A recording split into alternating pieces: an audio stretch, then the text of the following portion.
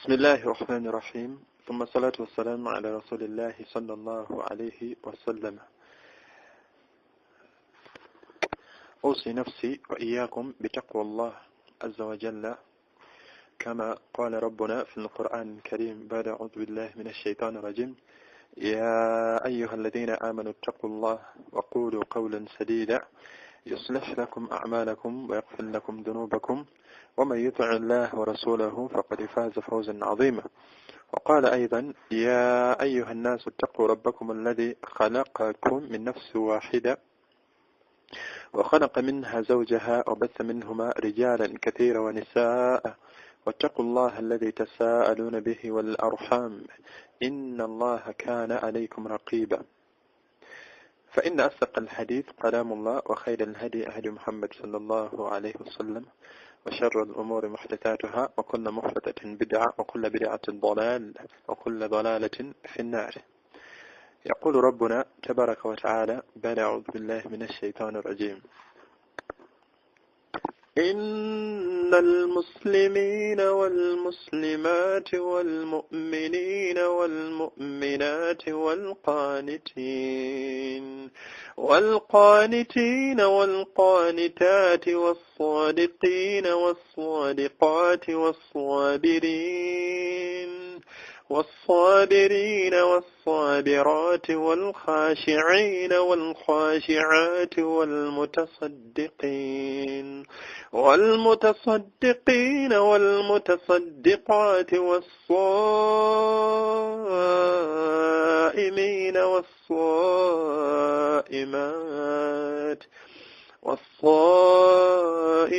والصائمات والحافظين فروجهم والحافظات والذاكرين الله كثيرا والذاكرات أعد الله لهم مغفرة وأجرا عظيما رب اشرح لي صدري ويسر لي أمري وأحلل عقدة من لساني يفقه قولي أتنزو الله تبارك وتعالى نني متنا مجهو أغاتالي مبكندف tumusabanga tumulagirira Allah asibinga n'emirembe ku Nabbi Muhammad sallallahu alayhi wasallam weyatutumira nga rahmata lil alamin yagamba wama arsalnaka illa rahmata lil alamin yamugamba nti Muhammad saakutuma okujjako ng'oli kyakusaasira eri ebitonde obuluganda abakkiriza yasaanidde okugobererwa obuufu bwonna bwe yakwata anaakwata ekkubo lye yakwata obuwangaazi bwe agenda kubeera min alfaizin agenda kubeera mubaddu abawangudde omuddu yenna anaakola ekiri contrary n'awangaala obulamu bw'abasereebu bw'abayimbi bw'abazannyi ba firimu basambi ba mpiira nga abavubuka bwe tufaanana omuddu oyo dhalika huwa alkhusran almubin agenda kuba asaliddwa olusalwa olutayinaayinwa ekyo abooluganda abakkiriza usi nafsi namira omwoyo gwange n'ejammwe okubeera nga falnattabi' tubeere nga tugoberera omubaka Muhammad sallallahu alaihi wasallam tugenda okudda gyali oba oliawo ng'okiba Allah tabaraka wa taala atusiimye mbufunze ng'olwaleero mu gurupu yaffe eno ey'ekitiibwa gyensaba Allah tabaraka wa taala atuwa obulungi obugirimu bwetumanyi ne bwetamanyi oba oliawo mulimu n'obubi Allah subhanahu wa taala abeerenga atutaasa etufuukire obulungamu etufuukire ennunuzi mu buwangazi bwe tuwangala mu dduniya muno ne ku akhira gye tugenda okwemira mu maaso ga Allahu tabaraka wa taala olunaku Allah lwagamba nti yawma la yanfa'u maalun wala banuun illa man ata Allah biqalbin salim agamba nti olunaku emmaali lwetagenda gasa n'abantu tebagenda gasa yagamba nti okujjako yekka anadda mu maaso ga Allah n'omutima omulamu ebimu ku bifuula omutima omulamu aljulus maa ashaabu alqulub alhayy omuddu okubeera nga atuula n'abantu abalina emitima emiramu omuntu alina omutima omulamu abafu omulabira ku ki omulaba nga yudhakkiruka abeera nga akujjukiza buli kaseera abeera akujjukiza Allah nga gurupu zino eziri ku media ez'enjawulo ezisomesa obusiraamu nsaba Allah tabaraka wa taala atuwa okusomerako obusiraamu bwennyini bw'ayagala tusome era tudde mu maaso ga Allah nga atusiimye bwe tunaddiŋŋana nga discussions zino tuba nazo emiramwa tujja tuuka mu maaso ga Allah biidnihi tabaraka wa taala nga tuli mbaddu abawangudde leero bakama baffe baatuwadde omulamwa guno nga guzze nga gulimu ango ya bufumbo nga gukoona ku bakyala okubeera nga ensangi zino abakyala bangi tebakyawulira basajja era bakama baffe ne baleeta ne hadithi emu ku hadithi enkulu ennyo omubaka Muhammad sallama ze yasibirira omukyalo ono neziraga obukulu bw'okubeera nga omuddu afumbiddwa oba okubeera nga awasa yaleeta comparison ennene ennyo n'agamba nti singa kwali kuvunnamira abange walillahi yasjudu man fi samawati wal ard walillahi yasjudu lahu man fi samawati Allah subhanahu wa ta'ala yekka yavunnamibwa byonna ebiri mu nsi n'ebiri mu ggulu ate ebiri mu nsi n'ebiri mu ggulu byonna birina ffenna tulina kuvunnamira Allah naye nabbi yagamba nti singa waaliwo okuvunnama omuddu nga okuvunnamira wakati w'ebitonde yagamba nti omukyala yalibadde avunnamira bbaawe nabwekyo kiraga enkizo aba fadl omusajja ono Allah subhanahu wa ta'ala gye yamuwa ku mukyalo ono ar-rijal qawwamuna 'ala an-nisa Allah yagamba nti abasajja beeyimirize oba beeyimirizaawo abakyala biidhnillahi tabaraka wa ta'ala si beebamaanyi nga batera okkivuunula newankubadde yakozesa ekigambo quwwa ekitegeeza nti maanyi wabula in all sorts of provisions omusajja ono asobola okubeera nga nafaka eyo yagi sustaininga effectively nga yasasula ssente okwambaza kumuliisa kumunywesa n'ebirala ebifaanana bwe bityo nabwekyo ezino zonna hadithi zijja ziraga omusajja okubeera nti wabbeeyi wa kitiibwa Allah yamusukkulumya omukyala mwana wattu omukyala ne wabeera nga yasinga omusajja ssente bw'obusiramu busigala bukuyita mukyala ne wabeera nga gwosinga bbaawo ssente ne wabeera nga bizinesi gyakola ssente capital guwamu muwa osigala oli mukyala ng'oli under instructions ez'omusajja kisobokera ddala era obusiraamu bukirabira ddala nga omwami ono osobola omukolera bizinesi ne mufuna obutakkaanya nagamba tuuleeka naddala nga kyokoze kikibiira ddala nga kikontana n'okusoma nagamba mama natuuleeka newankubadde bizinesi gyalimu ssente ezizo obusiraamu bwamuwa idhini eyo newankubadde nga takikola ebbanga lyamala nga takikola mu mbeera ya buli azaamaanya kuba yakulinako obuvunaanyizibwa ejjana eri wansi omuzadde omuwala bw'ava ewaabwe hadithi zijja lafuka ez'enjawulo nga ziraga nti ejjana ate omukyalo ono bw'abeera kyajja mu hadithi jemba njagala gyetuba tukozesa yagamba nti omukyala singa asaala esswala 5 n'agondera bbaawe yaleeta n'ebintu birala bingi omuddo n'akola ebintu naye nga kyenjagaddemu in particular okubeera ng'ogondedde bbaawo yagamba nti omuddo Allah subhanahu wa ta'ala agenda mubuuza yawmal qiyama oba agenda mugamba yawmal qiyama ayingirye mu mulyango gwonna gw'ayagala ogw'omujjana naye nga some of the conditions ezikiriko okufuna ekintu ekyo omukyala okubeera ng'oli mugonvu eri bbaawo kati with exception ssente z'olina ebitiibwa by'eddiini by'olina olina ky'oli mu bufumbo bwammwe bwe bityo abooluganda abakkiriza tusigala tukyali abakyala basigala bakyali under responsibility and instructions okuva eri babba baabwe basigala bakyala tekikufuula mwami waka nawe kyabooluganda abakkiriza tubeere nga tulongoosa embeera efaanana bwetyo nawe kyo omubaka teyatugamba kubeera nga abakyala bano bavunnamira wabula yakireetanga mithal yaleetanga kifaananyi nga alaga obukulu bw'omusajja mu bufumbo n'alaga ekitiibwa kye ate nga mwana wattu omukyala ate ye tebwamukkakkanya nti omusajja ono nga bwafudde waali owa waggulu ennyo bwati katono tumuvunnamire nti ate wamutawaana nnyo ne bwakola ebitali bya ddiini ate omusajja era naye alina ekkomo Allah we yamukomya ono omusajja nabbi gwayogerako omukyala singa kwali kuvunnama gwe yali badde avunnamira alina okubeera nga musajja eddiini agitegeera bulungi onabbi omusajja gwayogerako alina okubeera nga mugonvu nnyo ku mateeka ga Allah tabaraka wa taala omusajja Allah gwayogerako wano alina okubeera nga akuuma esswala mu biseera byazo osanga omuddu nga ayagala ebintu ebifaananawo ebiti naye nga esswala teriiwo ayagala ebintu ebifaananawo ebiti tasaala ayagala ebintu ebifaananawo ebiti Qur'an tamanyi kugisoma n'embeera endala nnyingi nnyo eziri mu basajja eziraga obukendeevu bwabwe naye nga ate ayagala omukyalo ono amukolera byawulira nga ayagala naye ate ye ng'omwami ono takoze Allah subhanahu wa taala byamwagaza kubeera nga amukola ki ng'amukolera ne bwekityo abooluganda abakkiriza omulamwa gwaffe bwe gutyo ogutandise n'agamba mu discussion eno wansi n'agamba nti biki ebiviiriddeko abakyala okubeera nga tebakyawulira babba baabwe ne batuwa ezimu ku nsonga wano oba oliawo ze baagala tubeere nga tukubaganyako ebirowoozo agambye nti ezimu ku nsonga naddala ensonga z'aleese ensonga zennyini ezisinga okubeera nga they are the biggest spark yimmanduso esinga okubeera ey'amaanyi ennyo wakati w'abakyala baneeno omwami n'omukyala okubeera nga communication gye balina wakati waabwe nga mbi nnyo. Agambye nti ekisooka agambye nti okwesamba oba obutamanya ddiini kisobokera ddala era nga kituufu nnyo kyekisookebwako. Singa omukyala yali yategeera hukuku ze zalina okubeera nga atuukiriza eri bba nga yatuulako ko watudde n'asoma.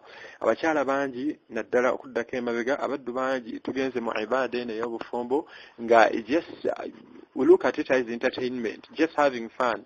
Abaddu batunudde ebintu bingi, kufuna gwasula naye kufuna waabeera, nange nina mpita mukyala gundi, nina mpita mwami gundi, nga that's the biggest aim ng'omuntu ye kyatunuulidde anoonya ebyo kufuna kiibwa. Baganda bange bonna bawasizza tenze mukulu waabwe sinnawasa nange kampase kati n'awasa naye nga tamanyi kintu kino kyayingiramu. Abooluganda bakkiriza obufumbo buno ibaada ey'obufumbo eringa nga bulaba ibaada ey'essola. Toyinza kusaala ssola nga tomanyi buto bye basaala, tomanyi bitta ssola, tomanyi wudu, tomanya arukan, tomanyi wajibaat, tomanyi biri sunna mu ssola. Kati nabakyo ibaada yonna omuddu ng'oyagala ogikole bulungi ogifunemu empeera abange beera ng'ogifunamu beera ng'otuula obeere ng'ogisoma. Abaddu batono nnyo abafisiza obudde ne babeera nga batuula okusoma obufumbo buno naye nga naddala tannaba kubeera ng'ayingira mu bufumbo. Omuzadde anoonyayo omwana muwala we mulalu bulungi gaye omwana ono netegeerayo entonotono kusomera kuba kati form 4 senior 5 gisoma emirundi 3 huyo di P7 yajiddamu emirundi 2 naye ndu kankifumbize kati n'afumbiza nga naye kenyini akiyita kiki era n'anoonya omusajja omuvubuka w'abandi oba oliawo yeekuumye oba oliawo gwalaba nga ayagala kuwasa ate amunoonyeza ye gwalaba nti mulungi amunoonyeza ddala nga naye nga tamugambye bumogo buli ku muwala we bw'aba alina kulwanyisa omuwala ono atereere.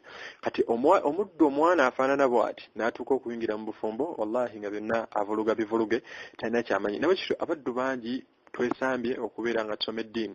Abaddu bangi bakola obufumbo naye nga akoppa ke yalabye eri nalabye ku firimu yakoledde bbaye bw'ati yakoledde abange teri yasinga kusomesa bufumbo buno ng'omubaka Muhammad sallallahu alaihi wasallama yabusomesa mu nsomesa esinga okubeera ekika ekyawaggulu. Tulaba omubaka haditha mu makulu gaayo yagamba nti omukyala yenna abange abakyala buwulize yagamba nti omukyala yenna singa bbaawo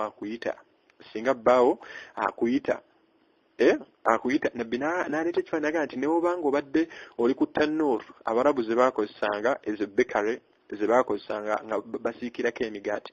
Nabbi n'agamba nti newobeera nga obadde osiika migaati gireke gisiriire odduke ogende eri bbaawo. Yali takubiriza kusiriiza migaati wabula ekiri mu hadiisi eyo kikulaga nti obwangu bw'olina okwanukula munno ng'akuyise dduka kwata bunnambiro genda omugaye nti munnange obadde ogamba ki mukwano kiki mbeera efaanana bwetu ey'obuvunaanyizibwa omubaka byatukubiriza naye gubadde mulembe guno lwakuba nti abakyala tebamanyi ddiini. Nze nkyali ku ssimu nina gwe mpeereza message wano nindaamu munnange njagala kulya nindaamuko ninaki omambulira obadde ogamba ki omuddu nadda ku ssimu omusajja ono alina stress nnyingi alina ebimunyize Kampala mu kibuga gy'awangalira ku mulimu ebimunakuwazza mu kkubaawo abakyala bonna aboonoonefu azze ng'anoonya sakina obutebenkevu abusange mu ggwe agenda okudda ewaka ng'omukyala naye ali awo bw'atyo sambala alowooza bino lwaka nti omukyala ono aba tamanyi ddiini. Abooluganda bakkiriza omubaka musallama bingi nnyo bye yasibye omukyala yagamba nti dduka yanguwa obunnambiro ogende eri munno bw'abeera nga akoze ki bw'abeera nga akuyise. Kati abaddu bangi okwesamba obutamanya ddiini era abaddu bakola obufumbo nga bwakoppa nga bwe mbagaye nti mu firimu abasingeyo gye babujja najja nayagala abimplementing ewaka kumbe biri bikoppe bazannya bizannye tebikola obufumbo ne bubeera nga buganye alabira ddala nga bukalubye. Abooluganda bakkiriza yenna ayagala okutegeera obufumbo entambuza y'obufumbo entuufu tutuule wansi tusome obusiraamu tutuule wansi tusome obusiraamu nga n'ensonga eno eyabadde okubeera nga okwesamba oba obutamanya ddiini erina sides bbiri. Ebiseera ebisinga omuddu okufuna side effects zino omwami ono okubeera nga response eri mukyala we ngambi oba amuvuma oba amukkakkanya oba tamuwulira ebiseera ebisinga n'omusajja ono abeera alinako contribution atya nga tasomeseza mukyala ddiini. tasomeseza mukyala ddiini maama w'abaana tamanyi kusoma Qur'an. Allah subhanahu wa ta'ala yali mulagidde n'abeera nga abeera mugonvu gy'oli, Allah tamumanyi. Mukyala wa wangali waka naye nga Allah tamumanyi. Era bw'ova ewakaaga esswala zo wazikomya. Bwe mutawaanamu ne munyiigaganamu gagana nti nze n'ebiswala byo sigenda bisaala. Empira efaanana bwetyo. Lwaki? Lwakuba nti omukyala ono totevunaanyiza kubeera ng'omusomesa eddiini. Abooluganda bakkiriza eddiini yagalagaana nze naawe. Eddiini kasiteegaana mu maka temugenda kutebenkera. Eddiini kasiteegaana mu maka wallahi alazim. Ne munaabeera nga mulina ssente ezijjuza enju yammwe nga munogolako mpolampola. Ne munaabeera nga mulina accounts mmeka. Ne munaabeera nga you driving the most expensive cars ezisinga okubeera ez'omutawaana w'owangalya nga gw'olina emmotoka ebbeeyi ku kyalo. You having the biggest mansion, the biggest house w'owangalira nga byonna obiina ng'olaba obiina naye ng'ennyumba eyo teriimu ddiini. Wallahi nze nina ekintu kye nalaba nze kennyini tebaakinnyumiza naye nga omuddu omu bayina ennyumba nnene bawangalira munyonyo agamu ku mayumba agasinga okulabika obulungi. Omukyala alina emmotoka gy'avuga nnene bukadde 100 omwami naye avuga emmotoka nnene ennyumba 2 abaana abamu basomera bweru basomera London nga olabira ddala balina obulamu obusinga okubeera obulungi. Naye omuddu omu ye kennyini owewaka tuba tunyumyanyumyawo musajja wange mu kunyumya ennyo n'ambuulira emu ku bizibu by'alina naye ng'omuddu omu ku mpiso gy'atuddeko ewaka yaŋŋamba nti Abdul Aziz kino nkikubuuliranga ggwe kino nkubuulira naye nina obuzibu bwa kika kya waggulu. Ennyumba eyo ogirabanga ennyumba eno ennene gye tutulamu maama w'abaana alina ekisenge kye nange nina ekyange nga bw'olaba nti buli omu alina emmotoka ye alina emmotoka ye nange nina eyange buli omu alina ekisenge kye nange nina ekisenge kyange. Omukozi buli omu alina omukozi we mu nju naye nga bonna basuula mu nju emu.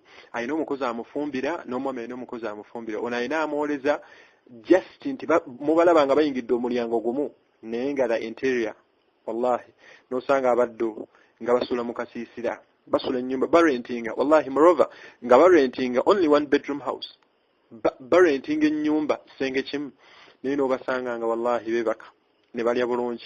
Essanyu ly'obufumbo oyo liri lwakuba nti waliwo eddiini. Ng'omwami agenda okubuuka ng'asomyeyo ku peegi ya Qur'an. Omwami agenda okubuuka nga asomyeyo ku peegi ya Qur'an asomye adhikaari z'okumakya. Omukyala agenda okugira bw'ati ategeka ebintu nga bw'asoma adhikaari bw'asoma Qur'an azuukusa omwami ekiro munnange tusaaleko. Omubaka yagamba nti rahimallahu Allah asasire omukyala azuukako ekiro la ilaha illallah. Yagamba nti Allah asasire omukyala azuukako ekiro n'azuukusa ku bbaawe bw'alaba agaaniddeyo n'asinako ku tuzzi tutono nnyo mu kibatu n'abeera nga amumansamansaako mu maaso ng'amulagira okubeera nga azuuka bayimireko ekiro. Era Allah n'agamba nti era Allah asasire omusajja azuukako ekiro n'azuukusa maama w'abaana bw'abeera agaaniddeyo. Shayitaani ekyamutawaanya emulemesa okuzuuka n'afunayo tuzzi tonotono n'abeera nga amumansamansaako mu maaso. Munnange maama Nasiifu tuzuukuke, munnaye gundi maama Nasiiba tuzuuke tusaaleko n'amumansamansaako ku mazzi matono. Omuddo we n'abeera nga bazuuka nga basaala. Kikulaga nti abaddu singa banaawangaala obulamu obujjudde eddiini mu maka gaabwe Allahu tabaraka wa taala agenda kubeera nga abateeramu baraka. Ebyeddiini bingi nnyo abange eddiini kaseegaana neeva mu mayumba. Tulaba omubaka we yagamba nti omukyala rather yagamba nti inna shaitan mazima ddala shaitan yanfir shaitan yedduka mu nnyumba alladhi yaqra'u fihi surat al-Baqara. Ennyumba yonna ebeera esomeddwamu surat al-Baqara shaitan yedduka emisinde teyingiramu. Abafa omwami oli osomeddeko surat al-Baqara ewowo yinza okuba nga shaitan yeetawaanya mukyalawo obuwulize nga tebukyaliwo naye nga sababu esinga okubeera ennene Qur'an mu nju yo temuli naye nga firimu eziri ennyimba ze zikwaniriza akuzinira namu mukyalawo n'olyanga ofa essanyu naawe n'omubibizaamu. Ennyumba ey'omusiraamu abaddu ne mubeera nga mulinamu ennyimba firimu ebifaananyi bijjudde mu ddiiro. Shaitaani kisulo kyayo temanyi dduwa gy'osoma ng'ova waka tomanyi dduwa gy'osoma ng'okomyewo. Nga nabbi yagamba nti omuddu singa adda ewaka n'atasoma dduwa gy'osoma ng'okomyewo waka gyenkakasa nti mugimanyi sigenda kusoma. Omuddu oyo shaitaani eyita banne baazo nga nti bannaye mujje tufunyewo okusula naye ng'ensonga emu omuddu tasomye dduwa ng'ayingira ewaka. egenda kukosa mukyala wabeere nga takuulira. Shaitaani egenda kukosa abaana bo omukyala. Shaitaani egenda kukosa bbaawo. Lwaki? Lwakubanga eddiini ewaka tewali. Abaddu singa tuva ku bulamu bwa sunna, Allah yagamba nti abaddu afaanana batyo nuqayyidu lahu shaitaan fahuwa lahu karin. Omuddu yenna yeesamba okujjukizibwa kwa Allah yeesambye Qur'an yagamba nti Allah amuteera shaitaani nga ye karin we, nga ye nfanse we, ye mukwano gwe. Nawe ekyo obutamanya kusoma ddiini ze zimu ku nsonga ezividdeko abakyala okubeera nga obufumbo buganye n'entegeeragana wakati we n'ebbanga ekyali mbi nnyo. Ensonga ey'okubiri mu bufunze naga nti omukyala okukola kituufu nnyo, era n'eno ensonga yakubiri ezimu eziviiriddeko abakyala okubeera nga takyawulira bba. Ebiseera ebisinga omukyala ono obwongo bw'afuna ssente, obwongo buno bumulaga nti kati akujoogera ki, era banne be bamugamba akujoogamu ki, ayina ssente mmeka, olowooza nze siyinza kuzimba, onyumya ki? N'atandika olulimi ogenda okulaba nga lukyuse. Eyali omuwulize nti maama Khadija ng'oyogera bubi, tonnyumiza, bw'oba oyagala twawukane olw'obusente buno bwabeera akoze ki, bwabeera afunye. N'abooluganda abakkiriza omukyala ne ssente zo z'olina nakikoonyeeko dderi mu ntandikwa. Obungi bwa ssente bw'olina byonna tekirina kye kikufuula kubeera waggulu wa musajja. Abakyala bangi bagenze okukola ne bafunayo emize emibi, naddala abakyala abakolera mu environment nga tekkiriza mukyala kubeera nga akola. For example, omukyala agenze mu arcade, bakasitoma yabayita oba wayitawo omusajja anko ninawo ono omusajja newaba nga talina kigendera kyakugula agenda kujja naye nga azze kutunda ku mukyalawo ajja asuubule ne mukyala we amusuubuliremu. Kati omukyala ono mulwa agenda afuna contacts n'abantu abawabweru, shaitaani egenda emugazi y'obwongo mu haramu. Kiruna nchawo olwedde wali omusajja abaana kyo muli olwedde wali omusajja yanjogereza kati gwomanyi mumbeera efaanana bwetyo. Abooluganda abakkiriza Allah subhanahu wa ta'ala yatusiimira ekisinga okubeera ekirungi. Bwe yanayogera abakyala yagamba nti waqarna fi buyutikunna, yagamba nti abakyala mutuule mu mayumba, mutuule waka, mulabirire abaana bammwe. Abakyala bangi bagenze okukola naye nga environment gye bakoleramu ekikaya agenda akijjako mpola mpola, akakaya n'akagirako ddala, essola agatta, akola ki, awereza mmere mu wino, nadduka naddeeri n'essowaani, nadduka naddeeri ali mu arcade, ayita ono omusajja anko jangu ogule, kojja toguze, jangu munnange onguleko. Bw'agonza eddoboozi nga Allah subhanahu wa ta'ala yalagira omukyala nti fala takhda'na bilqawli fayatma'a alladhi fi qalbihi marad. Ega nti omukyala yenna wabanga ayogera takerebezanga kerebeza eddoboozi. Abasajja abalina obulwadde bw'obwenzi, abalina endwadde z'emitima ne zisiikuuka, ne mukyala ali ku kawunta bwe yeemoola, ono kasitoma wajja n'amukwata mu ngalo, ono bwamu ate tindudde okukulaba munaye mbadde nafiirwa, naye nga wali wamugaana kukola olw'effujjo lyalinaga nti maama tuulako ewaka, maama wana tuulako ewaka, nja kugamba oddeyo okukola. Kati lw'omuzizaayo ng'olowooza ateredde, bakasitoma olumubuuza nti munaye ng'obuuze nga mbadde mulwadde omanyi nali nafiirwa naye nakomyewo. Embeera efaanana bwetyo. Kati abooluganda bakkiriza okukola kw'omukyala nga talina environment emufavoring mu busiraamu gy'alina kukoleramu kya bulabe nnyo eri omukyala ono. Tubeere nga tukisaako ebirowoozo. Abaami ssaayo ebirowoozo ku kukola kw'omukyalako kisobokera ddala embeera gy'ayitamu, embeera gy'asanga mu arcade. Bakyala agenda okulaba oli omukyala alina edduuka ddene nga nakyeyombekedde, kati ate gwe omunyumiza.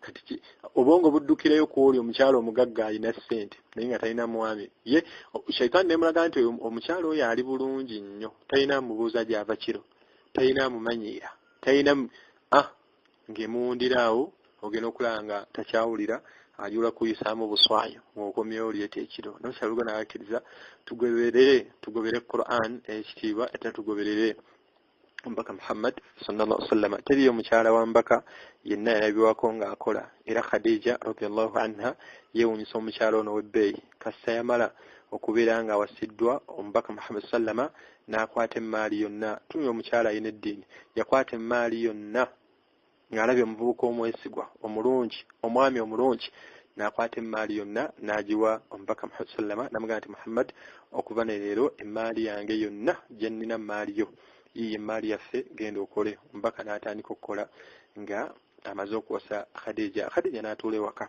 n'abeera nga alabirira abaana be yazaala. Nabushabaluganda bakkiriza tuddeyo mu taarikhi, tuddeyo tuwulize ebyafaayo ebyo.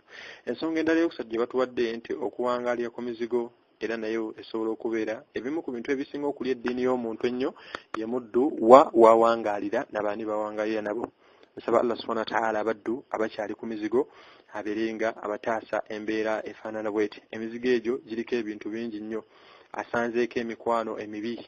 Mukyala ali ku mizigo neoguba nga si muzigo wabulwa environment omukyala ono gyawangaalira, oba newabeera nga ali mu kikomera asobola okuwangaalira mu kikomera naye nga banneyiba be already balina contacts bawuliziganya banneyiba naye nga bonnyini abamulinaanye, not in particular nti emizigo wabula banneyiba environment omukyala ono gyawangaaliramu. Newankwadde ku mizigo it's worse off, kiri waasi nnyo nnyo nnyo nnyo nnyo. Bawaŋŋana amagezi era olukwata bw'oti okubye ekikalu kyo, ofulumye, oyambadde engatto musonso, bakulaba osibye ettaayi, oyambadde essuuti yo simanya kanzu biki, mwalimu agenzi nga abulukukira wa neighbor nga banyumya, neighbor wanyumya byeyabadde nabyo ne bbaawe ekiro nga noono bwanyumya, ono n'anyumya. Bwe bamala shaitan la yuhuna li awliyaihim, Allah yagamba nti mazima ddala shaitan ewa bakwano baayo ebigambo liyujadilukum, ebeerenga ebakaayaganya wakati wammwe. Ogenda okulanga shaitani ono munne minal ins nga emuwadde amagezi, omwami gw'olaba akumanyira, gwe muliise bino kola bwoti, takumanyiira guno mulembe tebakyamanyiira, era n'ogenda osobola n'omusiba, ogenda okuba mukyala nga olw'embeera efaanana bwetyo olw'emizigo kuno okwawangaalira, oba newebeera nga nnyumba nga si muzigo olw'abanneyiba baneno bakola ki bayina. Nabwe kita basajja, faayo nnyo ku banneyiba abakuliraanye, faayo nnyo ku nkolagana wakati wa mukyalawo ne banneyiba baalina, eyinza okuba nga yemu ku nsonga ezibiriddeko mama bano okubeera nga yeeyisanga bwe yeeyisa ng'ate bw'atyo si bwe yali. Ensonga esemberayo ddala bakama baffe gye batuwadde n'agamba nti okubeera ennyo ku TV, WhatsApp, Facebook and all social media n'ebirala bingi. Kituufu nnyo nnyo nnyo. Abaddu bangi bali ku media naye nga bye balabiddeko bingi. Abaddu bangi kuli ku WhatsApp, teri muntu abeera ku WhatsApp ng'anyumya yekka. Omuddu tayinza kubeera ku WhatsApp nga yeesindikira message nga bw'aziddamu, bwe yeesindikira message bw'aziddamu alina banyumya nabo. Naye abaffe biki byanyumya nabo era baani banyumya nabo? Oluganda abakkiriza. Kati abaddu bangi media naye badde contributions kyamaanyi nnyo okubeera nga yonoona, oba abakyala okubeera nga basinziza oku ne babeera nga beewaggula okuva ku babba baabwe oba okuva ku bugonvu bwe balina okubeera nga boolesa oba okuba nabo eri babba baabwe. Abaddu emikwano gye bafunye ku social media, emikwano egimu gyesittaza, emikwano egimu mubi nnyo, alala bakolerako bwenzi, alala bakolerako obwonoonefu olwa social media ezo ez'enjawulo ze balimu.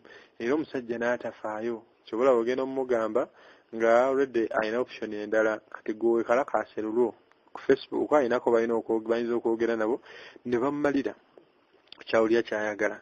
Abaddu bangi bafunye emikwano emibi ku social media okwo, kyova olaba abeera driven n'okukola ekintu ekyewunyisa ekiri insane, okukola ekintu.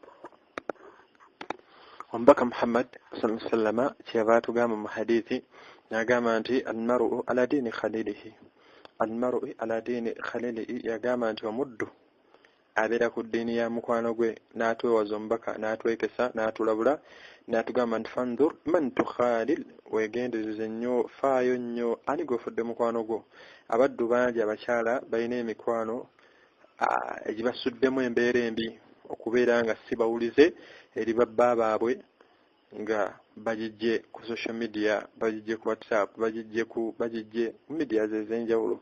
Ekyo twegendereze nnyo. Yeewuunyisa omukyala atasoose kufumiitiriza nnyo oba atasoose kulowooza. Omukyala omu ayinza okukubiriza munno okunoba oba n'amukubiriza okubeera ng'ajeemera bba, naye ate ng'amukubiriza bino bennyini byamukubiriza nga bigenda kwonoona amaka ge, naye ng'ate onaamukubiriza yali mu bufumbo bwe. Naye apangulula ono ayonooneke, ave ku bugonvu eri bba, ajeemere bba, abe nga tamuwulira, ye obufumbo bwe bwonooneke. Kyewuunyisa era obufumbo bwe buggwaawo, ono ne bagoba, tayinza mubudamya. mu bufumbo bwe bwalimu. Byoshe bannange twegendereze nnyo emikwano gye tulina ku media, twegendereze nnyo. Abaddu bangi bakwatibwa ensaalwa olw'obufumbo bw'olimu. Mukyala wuliza, abaddu bangi akwatibwa ensaalwa olw'obufumbo buno bw'olina. Yeesunga bagoba ddi, yeesunga bakukyawa ddi, yeesunga ebintu bingi, naye nga yambeera yakubeera nga ofiirizibwa ekyebbeeyi kino ky'olina mu bufumbo bwo. Nekyabooluganda bakkiriza twegendereze nnyo ku media. Abalala abakyala bebeera bwongo bonna ne bebeera nga taken up by WhatsApp. Akyatinga baamuyita naye nga takyawulira. Aseka ino wakyati munaye jangu ku mazzi. Mwine ku mazzi ag'okunywa ali ku simu ati takyawulira. Ne bwamuyita ne bwaboggola ne bwa tawulira. Obwongo bonna buli obsessed ne bino ebyobwonoonefu byakola ebigenda okwonoona obufumbo bwe. Nabwe kityo tubeere nga twegendereza nnyo media. Abalala abakyala babadde ku media, ogenda okulaba nga alina access alaba abasajja abalala. Ogenda okulaba nga shaitaani yamuwundira alaba obwonoonefu oluvaawo ng'akola comparison ku bba. Agenda okulaba omusajja gwe yalabye tafaanana ebba, baalaba mukendeevu. Shaitaani ng'ezimbirawo ng'eyonoona obufumbo bwo nga boonoonekera ddala. Abange twegendereze. Omukyala yenna ali ku media kale kyatinga ne bbaawo. Bbaawo wakomawo waka jjako essimu obudde bubwe. Akomyewo obudde bwonna byalabe bingi.